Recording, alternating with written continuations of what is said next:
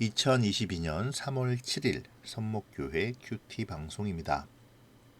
기도로 나아갑니다. 좋으신 하나님, 오늘도 묵상의 자리로 불러주시니 감사합니다. 말씀을 통해 반복되는 우리의 죄를 발견하게 하시고 약속의 말씀을 떠나 사는 것이 얼마나 어리석은 것인가를 알도록 도와주시옵소서.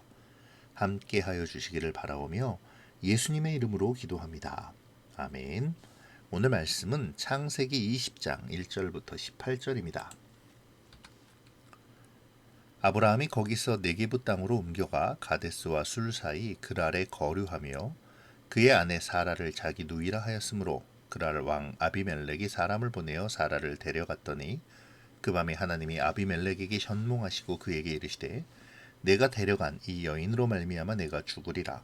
그는 남편이 있는 여자임이라. 아비멜렉이 그 여인을 가까이 하지 아니하였으므로 그가 대답하되 주여 주께서 의로운 백성도 멸하시나이까?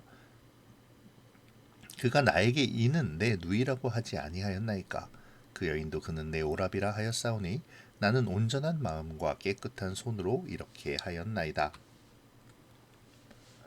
하나님이 꿈에 또 그에게 이르시되 내가 온전한 마음으로 이렇게 한 줄을 나도 알았으므로 너를 막아 내게 범죄하지 아니하게 하였나니 여인에게 가까이 하지 못하게 함이 이 때문이니라. 이제 그 사람의 아내를 돌려보내라. 그는 선지자라. 그가 너를 위하여 기도하리니 내가 살려니와 내가 돌려보내지 아니하면 너와 내게 속한 자가 다 반드시 죽을 줄 알지니라. 아비멜렉이 그날 아침에 일찍이 일어나 모든 종들을 불러 그 모든 일을 말하여 들려주니 그들이 심히 두려워하였더라.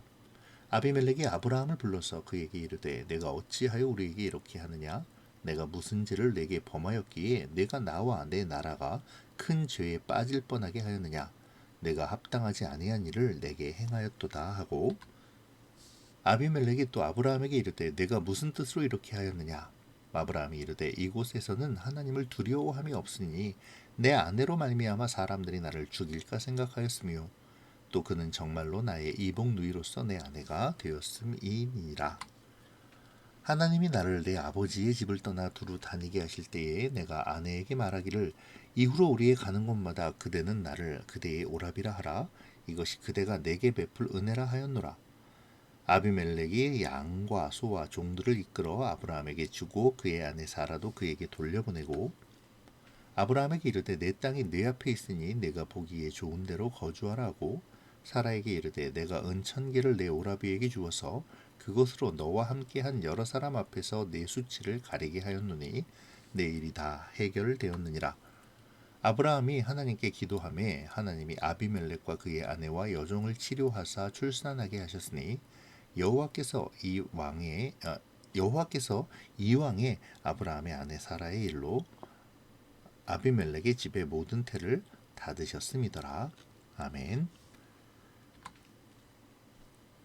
소돔과 고모라가 하나님의 징벌로 멸망한 후에 아브라함은 마므레를 떠나 네게부 지역 그랄로 이주합니다. 그랄은 지금의 팔레스틴 남부 사회 서쪽에 위치한 곳으로 가나안 서남부 블레셋 사람들의 지방이기도 했습니다. 아브라함은 이곳에 도착해서 지난 애굽에서의 잘못을 반복하죠. 자신의 아내인 사라를 누이라고 속인 것입니다. 그리고 이에 그랄 왕 아비멜렉은 사라를 아내로 삼고자 데려가죠. 애굽 때와 마찬가지로 하나님은 아비멜렉의 꿈에 나타나셔서 사라가 남편이 있는 여자임을 알려주시며 내가 죽을 것이라고 경고하십니다. 이러한 경고는 하나님께서 제정하신 결혼제도의 신성함을 깨뜨리고 기본 인륜을 저버리는 행위였기에 당연한 것이었죠. 인간이 만든 법전에도 이러한 점은 그대로 적용됩니다.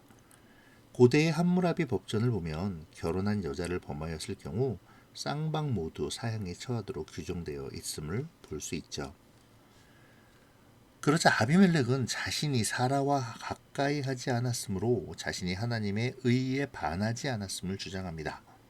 4절에서의 의로운 백성이라고 번역된 히브리어 고이 차디크는 직역하면 죄 없는 이방인으로 번역할 수 있는데요.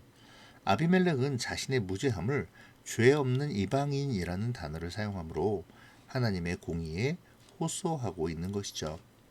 이러한 점은 5절에서의 온전한 마음과 깨끗한 손이라는 표현에서 더 확실하게 나타납니다. 온전한 마음은 왕의 덕목으로 이해할 수 있죠.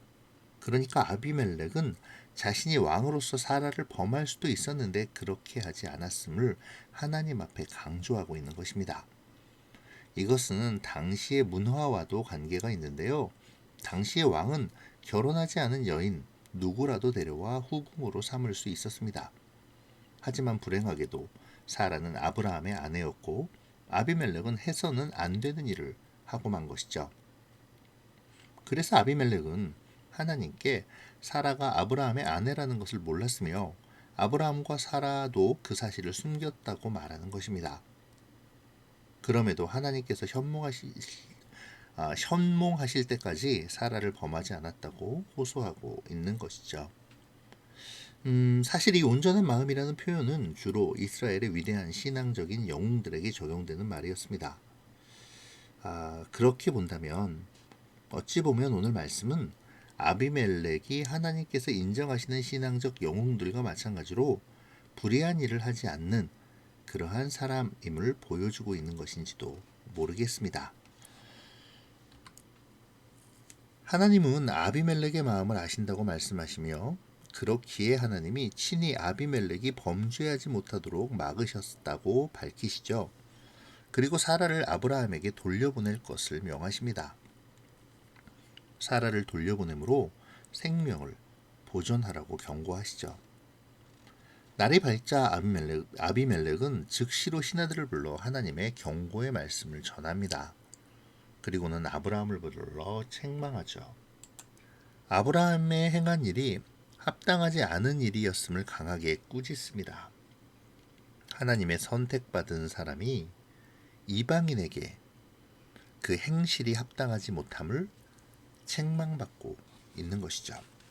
여기에 대하여 아브라함은 이곳에는 하나님을 두려워함이 없으므로 아내 사라로 말미암아 나를 죽일까 두려웠다라고 말하죠. 그러면서 실제로 사라가 자기 이복 누이라고 답변합니다. 아비멜렉은 하나님의 경고에 응답하죠. 아브라함이 체류할 땅과 가축을 주고 이와 함께 사라의 수치를 씻어줄 은 1,000개를 줍니다. 쉬운 성경을 보면 이 은 1,000개를 은 1,000세겔로 번역하고 있는데요. 이는 아비멜렉이 사라에게 준 그 은이 얼마나 큰 금액이었었는지를 알려주는 지표가 되기도 하죠. 은 한 세겔은 12g이라고 합니다. 1,000세겔이니까 은이 12kg 정도라고 할 수 있겠네요. 신명기 22장 29절에 의하면 결혼 지참금으로 은 5세겔 이상을 요구할 수 없다고 기록되어 있고요. 고대 바벨론의 노동자는 한 달에 약 반세겔의 월급을 받았다는 것과 비교하면 아브라함이 받은 이 은 1,000세겔이 얼마나 큰 돈인지를 알 수 있는 것이죠. 아비멜렉은 회개할 줄 아는 사람이었고 사력 있고 배려할 줄 아는 사람이었으며 관대한 사람이었음을 또 보여주는 대목이기도 합니다. 오늘 말씀의 마지막 부분은 하나님께서 그럼에도 불구하고 아브라함을 세우시는 장면이 나옵니다. 실수와 실패 속에 있는 아브라함이지만 하나님은 약속을 기억하시고 아브라함을 세우십니다. 아브라함으로 하여금 아비멜렉을 위해 기도하게 하시고 그 기도에 응답하심으로 실추된 아브라함의 권위를 세워주시죠. 그와 동시에 아비멜렉에게 가하셨던 형벌을 거두심으로 아비멜렉의 후손이 이어지게 하십니다. 오늘 말씀은 아브라함의 부끄러운 기록입니다. 애굽에서의 일을 기억하지 못하고 다시 반복하기에 더욱 부끄러운 기록이죠.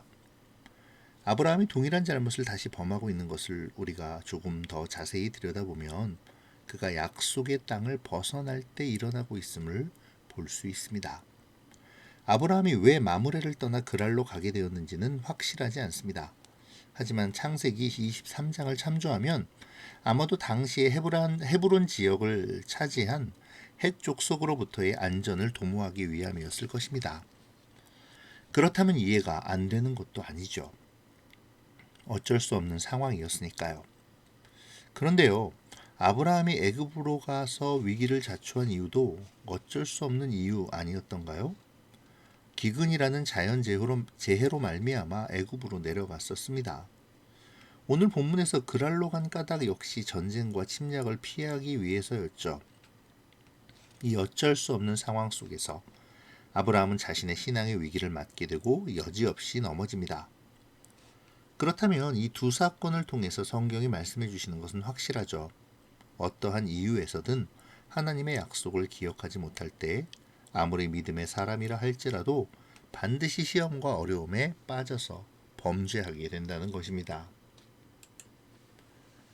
오늘 본문에서는 하나님의 약속을 떠나는 사람이 얼마나 끝을 보여줄 수 있는가를 이방인 아비멜렉과의 대조를 통해 보여주고 있는데요.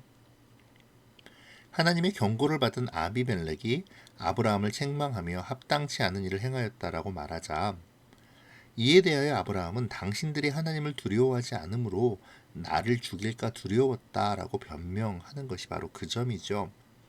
이 변명을 통해 아브라함의 아비멜렉과 그랄 사람들에 대한 인식을 파악할 수 있는데요. 아브라함은 그들이 하나님을 믿지 않기에 잔인하고 죄악된 일을 행할 것으로 단정하고 있는 것이죠. 하지만 아비멜렉은 도덕적으로 오히려 아브라함보다 나은 모습을 보이고 있습니다.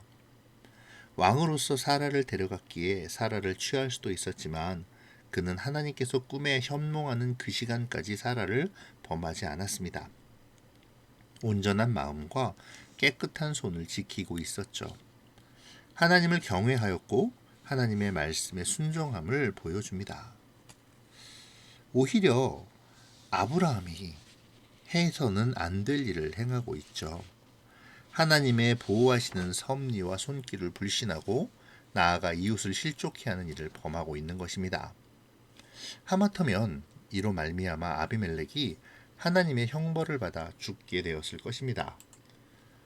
아브라함은 일전의 애굽의 사건을 통해 신변상의 안전을 핑계로 한 자신의 잘못된 생각과 잔꾀를 의지하는 것이 얼마나 잘못된 것인가를 경험하고서도 하나님을 전적으로 신뢰하지 못하는 모습을 보여주고 있는데요. 오늘 말씀은 아브라함의 이러한 모습을 통해 하나님의 약속의 땅, 약속의 말씀을 벗어날 때에 두려움에 사로잡히게 되고 이를 타개하기 위해 사람을 기만하려는 인간의 죄된 본성을 적나라하게 보여주죠. 제 아무리 믿음의 사람이라 할지라도 하나님의 약속에서 벗어날 때 끝도 없이 몰락함을 알려줍니다. 남을 탓하고 사실을 왜곡하여 신앙 양심에 벗어난 말을 하는 아브라함의 모습은 이 시간 말씀을 바라보는 우리에게 약속에서 벗어남에 대한 위험성을 인지하게 하죠. 이 시간 내가 하나님의 약속에서 벗어나지 않기 위해 갖춰야 할 모습이 무엇인지에 대해서, 그리고 말씀과 기도, 더 나아가 매 순간 주님의 뜻을 구함으로 그 약속 안에 거하고 있는지에 대하여 묵상하며 결단하는 우리가 되어지면 좋겠습니다. 기도로 마치겠습니다. 좋으신 하나님 감사합니다. 오늘 아브라함의 반복된 실패의 이야기를 통해 우리를 돌아보게 하시니 감사합니다. 주님, 믿음의 조상이라 일컬어지는 아브라함도 하나님의 약속을 떠날 때에 약하고 악한 인간의 본성을 드러냄을 바라보며 약속 안에 거함이 얼마나 중요한지를 깨닫사오니 하나님의 약속의 말씀과 기도, 그리고 주님과의 깊은 교제를 통해 주님의 약속을 바라보고 신뢰하며 약속에 합당한 삶을 살아내게 도와주시옵소서. 오늘의 삶이 주님의 언약 안에 축복의 통로의 삶이 되기를 바라오며 예수님의 이름으로 기도합니다. 아멘.